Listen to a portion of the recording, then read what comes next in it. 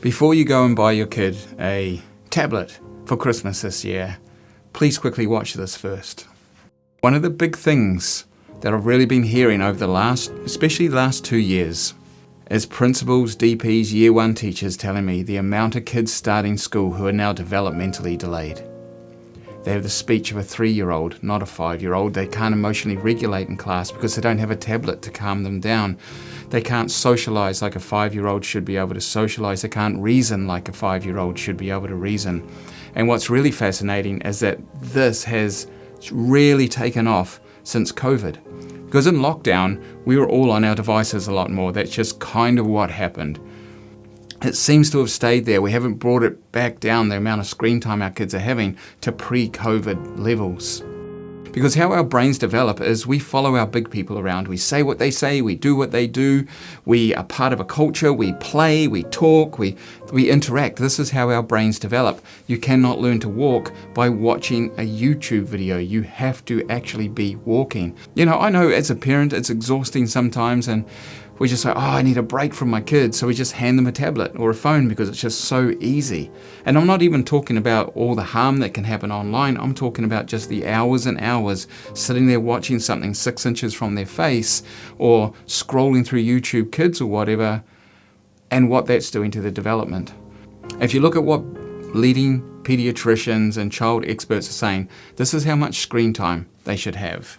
Okay, so 0 to 5. We all know that the first 1,000 days of a child's brain development, so the first 3 years, is the most crucial. So absolute 0 there, but also 3 to 5. Nothing. There's just no reason they should need a tablet in front of them. Now, we all need a break as parents every once in a while. I totally get that. We need to make the dinner. We need to do whatever.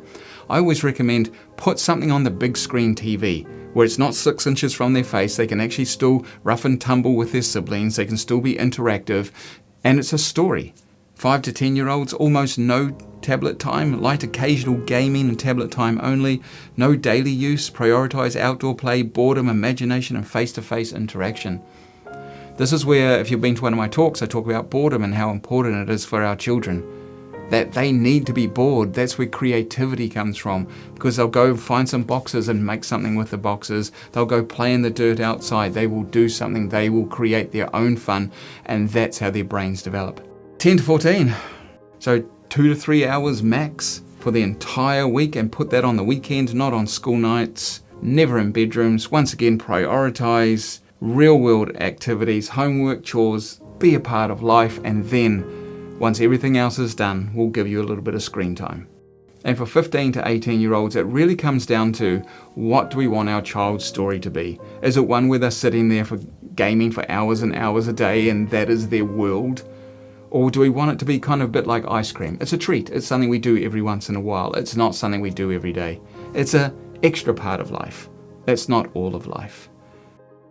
All of these are the ideal. It's like not giving your kid any sugar.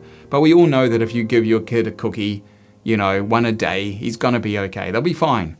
So it's the same with a tablet. I hope that's been helpful. Merry Christmas. Ka kite anō.